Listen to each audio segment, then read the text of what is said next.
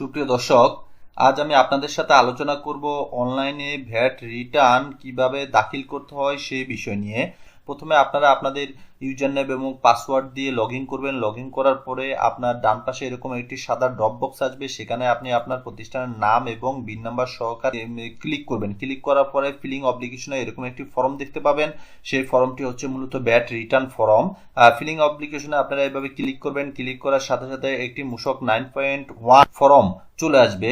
মূসক 9.1 ফর্মটি আপনারা মূলত ভ্যাট রিটার্ন সাবমিট করতে হবে। যদি আপনার প্রতিষ্ঠানে অ্যাক্টিভিটিস ঘটে থাকে সেক্ষেত্রে আপনারা ইয়েস বাটনটি ক্লিক করবেন, অর্থাৎ লেনদেন যদি ঘটে থাকে। আর যদি লেনদেন না ঘটে থাকে সেক্ষেত্রে নো বাটনটি ক্লিক করবেন।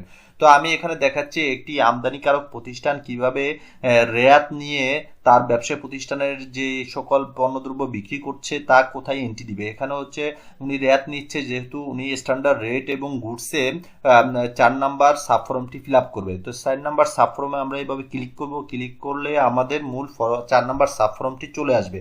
4 নাম্বার সাবফর্ম চলে আসলে আমাদের কিছু তথ্য এন্ট্রি দিতে হবে। তা হচ্ছে আমাদের প্রোডাক্টের নাম, প্রোডাক্টের এসিস কোড এবং প্রোডাক্টের কত টাকা আমরা বিক্রি করেছি। তো লক্ষ্য করে দেখুন, এটি হচ্ছে আমাদের 4 নাম্বার সাবফর্ম। এখানে আমরা অ্যাড ফর্মে ক্লিক করলে এভাবে একটি ছোট একটি বক্স চলে আসবে। এই বক্সে আমরা লিখবো। তো আমরা এখন বিক্রি করছি হচ্ছে যে আপনার হ্যান্ডেল। তো আমরা হ্যান্ডেল আমরা এখানে লিখবো। হ্যান্ডেলের একটি ইন্টারন্যাশনাল এসিস কোড রয়েছে, আমরা এখানে সার্চ করলে ইন্টারন্যাশনাল এসিস কোডটি চলে আসবে। তো আমরা ইন্টারন্যাশনাল এসিস কোডটি বসাবো। লক্ষ্য করে দেখুন, এখানে ইন্টারন্যাশনাল এসিস কোডটি আমি বসাচ্ছি। এসিস কোড ছাড়া কিন্তু আপনি আপনার সাবফর্মটি কখনোই ফিল আপ করতে পারবেন না। তো এই বিষয়টি আপনারা খুবই স্মুথলি ভাবে কাজ করবেন। এখানে সার্চ দিবেন, সার্চ দিলে লক্ষ্য করে দেখুন এখানে চলে এসেছে। আমরা এখানে ক্লিক করব। ক্লিক করার সাথে সাথে এখানে আমাদের ভ্যালু অ্যাড করতে হবে, অর্থাৎ আমরা কত টাকা বিক্রি করেছি সেই তথ্যটা আমরা এখানে দেবো। গত মাসে আমরা 2,13,760 টাকা আমরা বিক্রি করেছি। তো আমরা এখানে এন্ট্রি দিয়েছি 2,13,760 টাকা। এখানে আমাদের 15% ব্যাট 32,064 টাকা চলে এসেছে। তো আমরা এই টাকাটি আমরা মূলত সেল দেখাবো।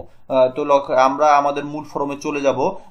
চলে গেলে আমরা দেখতে পাবো যে আমাদের এখানে 4 নাম্বার সাব ফর্মে ব্যাট সহকারে শো করছে। আপনারা সবসময় সাব ফর্মটি ফিল আপ করবেন, যেটা অটো মেন ফর্মে চলে আসবে। তো যাই হোক, এখন আমরা নিচে দেখবো যে আমাদের কতটুকু পরিমাণ ব্যাট কাটা হয়েছে। এখানে 32,064 টাকা ব্যাট কাটা হয়েছে এই মাসে। আর আমাদের আগের মাসের ব্যালেন্স ছিল, তো আমাদের ব্যালেন্স থেকে মূলত এই মাসের ভ্যাটটি কাটা হয়েছে। এটাকে রেয়াত বলা হয়। রেয়াত সংক্রান্ত ডিটেলস আমি আপনাদের সাথে পরে আলাপ করব। লক্ষ্য করে দেখুন, এখানে আগে ছিল আমাদের 1,91,000 টাকা, বর্তমানে 32,000 টাকা কাটার পরে 1,59,000 টাকা আমাদের ব্যালেন্স আছে, যেটা পরবর্তী মাসে আমাদের এই ব্যালেন্সটা থেকে আমরা আবার রেয়াত নিতে পারবো। তো এইভাবে আপনারা আপনাদের ব্যাটের যে রিটার্ন ফর্মটি ফিল আপ করবেন। রিটার্ন ফর্মটি ফিল আপ করার পরে আপনারা নিচে সবকিছু দেখবেন। সবকিছু যদি ঠিক থাকে সেক্ষেত্রে আপনারা কিছু ডকুমেন্টস অ্যাটাচ করতে হবে। আমরা অ্যাটাচ বাটনে ক্লিক করব। অ্যাটাচ বাটনে ক্লিক করলে এখানে অ্যাটাচের জন্য কিছু তথ্য আমাদের প্রয়োজন, যেমন মূসক 6.2.1 ক্রয় বিক্রয় হিসাব বই। এই বইটি আমরা আগে লিখে রাখবো এবং এর সাথে আবার আমরা আরো একটি বই লিখবো, যেটা হচ্ছে 6.3। তো আমরা এইভাবে অ্যাটাচ করব। অ্যাটাচটা এখানে প্লাসে ক্লিক করব। প্লাসে ক্লিক করলে আমাদের কম্পিউটার ডেস্কটপে আমরা সেই তথ্যটি রাখবো। লক্ষ্য করে দেখুন, এইভাবে আমরা আমাদের প্রয়োজনীয় ডকুমেন্টসগুলো অ্যাটাচ করে নেব।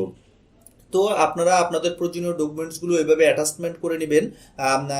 এর সাথে আরও কিছু তথ্য আপনাদের অ্যাটাচমেন্ট করতে হবে, যেমন যদি ট্রেজারি করে থাকেন, উপরে লক্ষ্য করে দেখুন যে ট্রেজারি চালানো যদি আপনারা ব্যাটের টাকা জমা দিয়ে থাকেন, ট্রেজারি চালানো অ্যাটাচ করতে পারবেন। আদার্স কিছু ডকুমেন্টস আপনারা অ্যাটাচ করতে পারবেন, যেমন বিল অফ এন্ট্রি হতে পারে, কিংবা অন্যান্য মূসক 6.3 দিতে পারেন, কিংবা আপনারা যদি অন্যান্য কোনো ডকুমেন্ট দিতে চান চালানের কপি, সেগুলো আপনারা দিতে পারেন।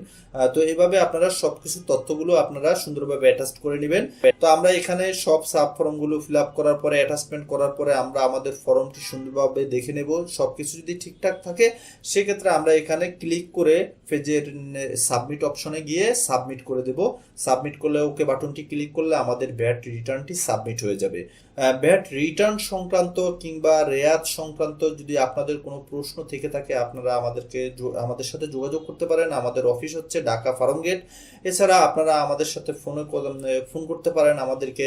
আমাদের ফোন নাম্বারটি হচ্ছে 015582062235 এই নাম্বারটিতে।